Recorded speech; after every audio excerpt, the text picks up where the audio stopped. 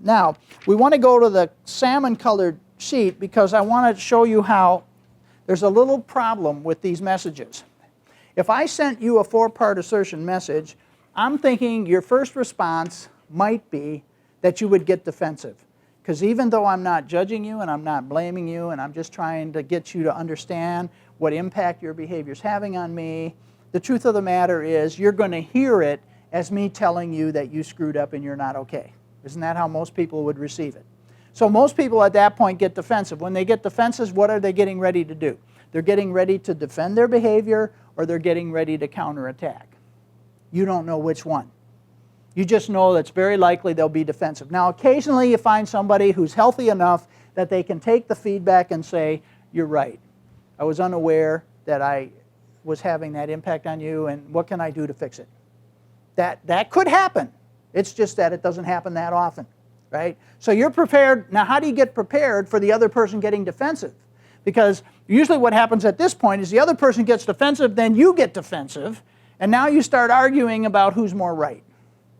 And then you attack and counter, and the whole thing would have been better if you never brought it up because you didn't know how to deal with their defensiveness, all right? So we want to play with that.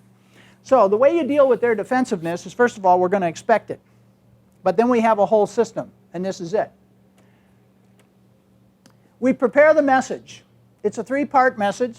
So remember, we don't do 4 because we hope that they'll do that on their own, but if they don't, we're prepared to go there eventually. You rehearse the message. Now, not only do you rehearse it, I would suggest you write the word memorize on your handout because you do have to memorize it. And you have to memorize it word for word, and the reason you have to do that is you're going to use the message more than once. You're going to stick to the message. You know how they say stick to the message? All right? In politics? All right, well, because if you start changing it, they will start arguing with how you changed it.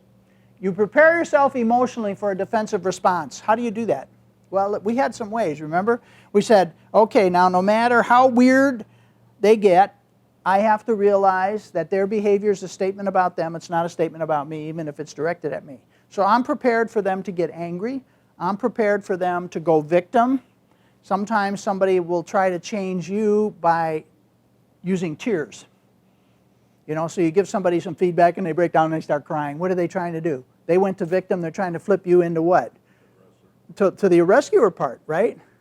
But you know, you want to stay assertive. You want to stay out of the drama triangle games. So no matter what their defensive response, you're just preparing yourself. You know that you don't know what's going on with them and you're just willing to listen. Okay, so now I send the message. I use assertive body language. I'm not yelling. I'm not screaming. I'm just, good eye contact. I stay out of being victim, rescuer, or persecutor. And I'm just protecting my legitimate rights while I'm trying to honor theirs. Now, once you send the message, you give them time to process it. So you stop. You don't do one of these long conversations where you try to justify your message. It's a one-sentence message, quiet. Okay, you allow the time to process, you expect and prepare to receive a defensive response, and you do your inner work to prepare for deep listening. Now, we just did deep listening. So what are we doing our inner work? Oh, I don't want to be judgmental. I don't want to be blaming. I don't want to have expectations about where they're going to go. I want to be able to make them feel fully understood no matter what they do. Right? I'm going to let them know that I am willing to understand what it's like to be them. Why? Because you see, that's what I'm asking them to do for me, and now I'm going to show them how. Right? So no matter how weird they get, I just stay in deep listening. All right? And so I want to prove I fully heard and understood them. I listen for their needs and feelings. I refuse invitations to the drama triangle, because typically when people get defensive, they either go to victim or persecutor. I'm not buying it. All right? The way I don't buy it is I just do reflective listening. Whatever they send to me, I send it back to let them know that I fully heard it and I fully understood it. Okay? Now, when they run out of ammunition, some people takes a while, then this is why I memorize my message, I send the message again. And I might have to do this 5 or 6 times if I'm dealing with a really defensive person who doesn't want to deal with the issue that I'm presenting them. All right? And so this begins the dance of asserting and reflectance. Feelings don't have to determine your response.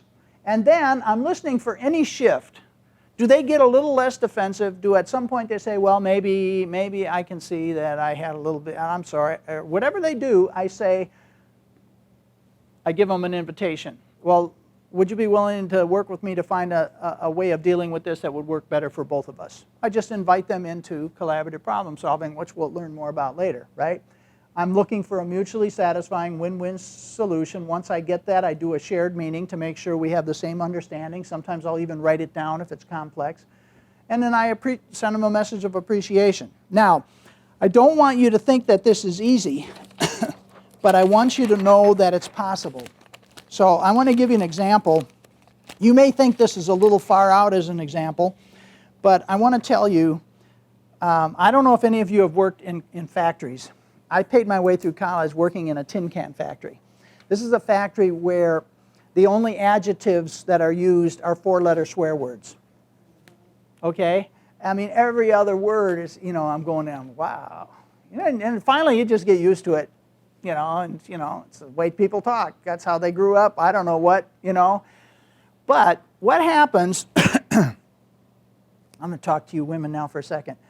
You're a young woman, and because of your educational background or whatever, you get put in a position of management, and you're going to go in there and you're going to manage one of the product lines, and it's going to be with guys some of whom are high school dropouts, some of who have high school but nothing more, and they're lifers. They've been working on the same stupid assembly line for the last 20 years, and here you are fresh out of college, and you're being paid more than they are. But you're supervising them, all right? This actually happened in our family. I have a niece who got a degree in chemical engineering from UC Davis. And it was several years ago when the job market was awful. And I would say 80% of the kids that graduated with her were not able to find jobs in chemical engineering. And the company that she'd done her internship with, which was Genentech, which is a really good company, wanted to hire her, and they weren't allowed to because they were stopping all new hiring because of the economic conditions and so forth. Well, anyway, she got a job with Anheuser-Busch. She runs a beer assembly line as a chemical engineer, right? Now, she's in this position. These guys are lifers.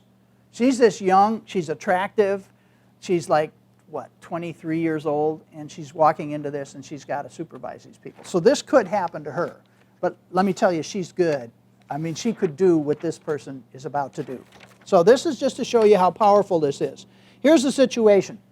Joan, a first-line supervisor, has to confront Mike about his performance on the assembly line, which has affected the outcome of several people. He reacts with hostility, and she listens reflectively to his defensive response. Okay? So now the first thing that she does, she goes off by her sense. We're on step 1. She prepares the 4-part assertion message. Then she sends it.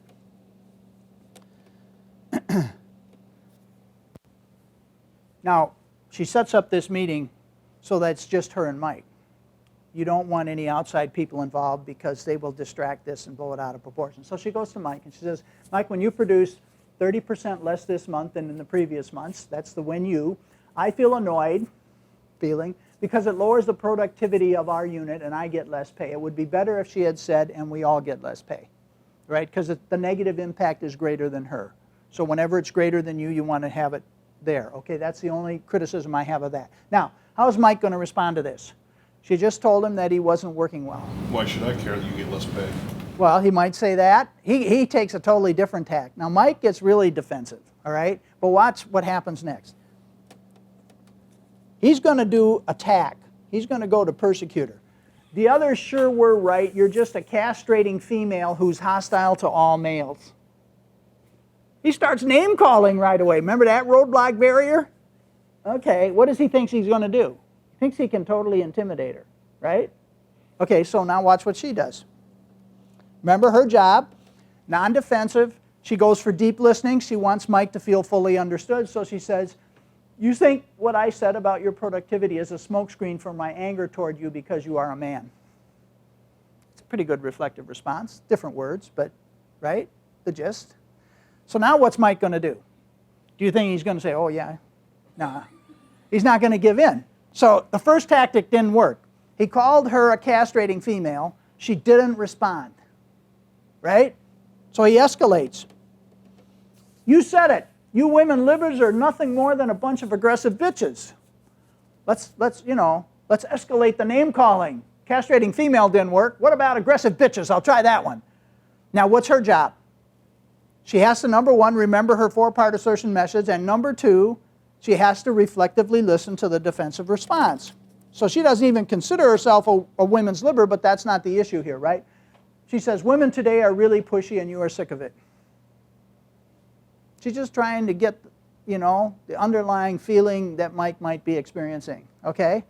So now notice that every time she reflects something back and lets him know she understood it, she takes that away from him. He can't use that one again because he looks like a yahoo if he uses it again because she said, I already got that one. Right? That's the beauty of this. All right. So now Mike's going to try another tactic.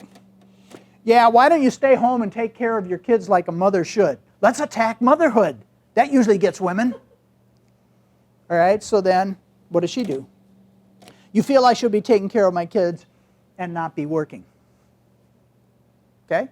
So again, notice she doesn't argue with him. She's just reflectively listening to whatever he comes up with. Every time she does that and makes him feel understood, she takes that one away from him. I sure do. What's going to become of those kids who have no mother to come home to after school? So now we're getting to the negative impact we're having on the world. Now what's Mike doing? He's doing everything he can come up with to try to not talk about what the issue was, isn't he? And if he could get her to bite and start defending herself or arguing with him about this, guess who wins? Mike does. But who's in charge so far? Is Mike in charge or is she in charge? She's in charge. Why? Because she has this system and she's basically saying, I'm willing to totally understand what it's like to be you, and all I'm asking you to do is understand what it's like to be me in this situation. So she would reflectively listen to that, but as soon as Mike runs out, now he might have 6 more things. She's going to reflectively listen to each one, but as soon as he runs out of gas, meaning he doesn't know what else to say, she goes right back, this is the recycled part, number 5, and says the same message again. Mike, when you produce 30% less this month than in previous months, I feel annoyed because that lowers the productivity of our unit and I get less pay. All right, so now let's look at what happens. She knows this could be a long conversation. So she sends the first assertion. There's a defensive response. She reflectively listens. She reflectively listens some more as long as it keeps going on. As soon as he runs out of stuff, she comes right back and does the second assertion. She's expecting more defensiveness. She gets it. She reflectively listens. Then she does the third assertion. Remember, the assertion every time is the exact same 4-part message. Actually, 3-part, okay? Because she's saving the 4th part. And what she's waiting for is for his defensiveness to start to go down. Now, what makes his defensiveness typically go down is she's letting him feel fully understood. She's really listening. She's really trying to get what it's like to be him. Okay? And then as soon as he shows any sign of shifting to being less defensive or to admitting that maybe this is a problem, she's going to right away invite him to solve the problem with her. You say, so Mike, what do you think we could do together to make this work better for both of us and for the team? Now, what happened because she didn't respond? Now, if you're the manager, leader, supervisor, could you play your trump card? You can't talk to me like that. I'm going to write you up. You can deal with personnel. She could do that. She's, got the power to do that. That's a trump card. But what if she deals with it like this and she wins Mike over? So if she wins, if she sticks with this and they find a solution, Mike's going to go back to all the other people on the line. What's he going to say? Oh, that Joan Broad ain't that bad. She just won one guy over. Is her job going to be easier next week? Now, what if you don't win him over? What if this leads to a conflict, you write him up, he's now got a thing in his personnel file. How's he going to go back to the line? You see, this is a missed opportunity for you to prove how good you are as a supervisor. If you can always treat the other person with respect no matter what they throw at you because you detach from taking that personally. Is this making any sense? How powerful this could be. Now, on the flip side, and I'll basically let you go through this yourself, but there's a handout on effective feedback, because if you ever supervise people, one of the things you got to get good at is giving effective feedback. And to do that, you first create trust, and there's some suggestions about how to do that. And then you get ready for a feedback session, which is kind of what she just had with Mike. And the way you do that is you're going to prepare a 4-part assertion message. So in feedback, they sometimes call it situation, behavior, impact. But it's the same thing as saying when you, I, feel, because. So I'm trying to show you that there's a really important managerial way of using this 4-part assertion message, and most managers don't do it well. They end up giving feedback to employees, but they give it in a way that makes the employee feel like they were put down, or that the guy is angry with them, or they end up hating their supervisor. Well, that's really sad, because you started to poison the whole workplace once you don't do it with respect, right? And again, the most important place to give effective feedback to people is when things are going well. Because if you keep telling people what you appreciate about how we're doing well, then when it comes to that time where you have to tell them we're not doing so well, I can hear it different. Because you've already told me 4 times that you appreciate the contribution I'm making to the organization. Now you're going to tell me there's something that I'm not doing very well. Okay, I can hear that different than if the first conversation you ever have with me is the one where you're telling me I'm screwing up. You follow what I'm saying? So this is the same with your spouse. This is the same with your kids. This is the same with your neighbor. I mean, if you really want to become powerful in assertion, the most powerful assertion messages are affirmations and acknowledgments. Appreciations. If you want to change the relationships in your life, I would suggest you use the 4-part message. This is a good way to practice the message. And you force yourself to give 2 or 3 a day to at least 2 different people. People in your life you interact with all the time. And the first one you give them, they're going to look at you like, are you on a new drug? Or what? Because it's not in character.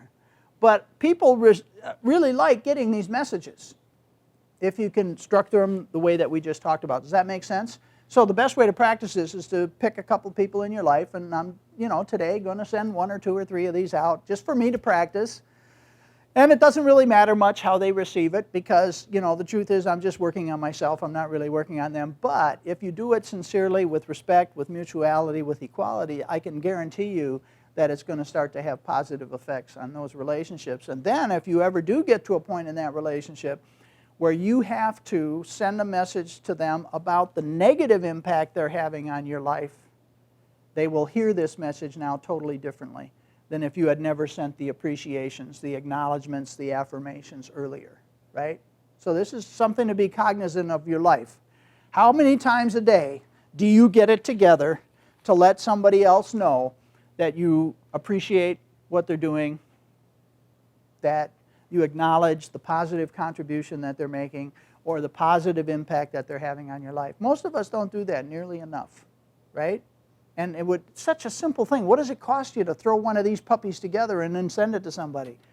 Well, I mean, 20 seconds out of your life? Why wouldn't you want to do that, right? So that's your challenge for the coming week. And what we're going to do on Thursday now is we're going to move into, where was this? Once we know how to send the assertive message, then we can use that when we get to conflicts.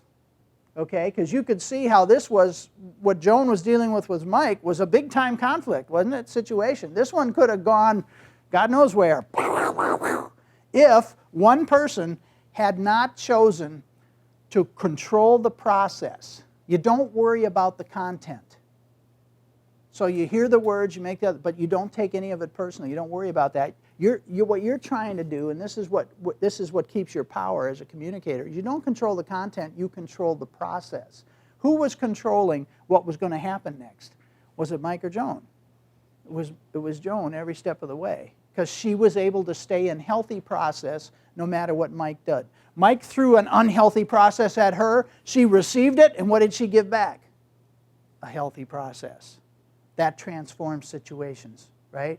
It's that simple. Except that most of us have to learn some tools to be able to do that. Stand in the face of an unhealthy process and offer back a healthy process. And then when you do that, you transform everything that's going to happen next. That's huge.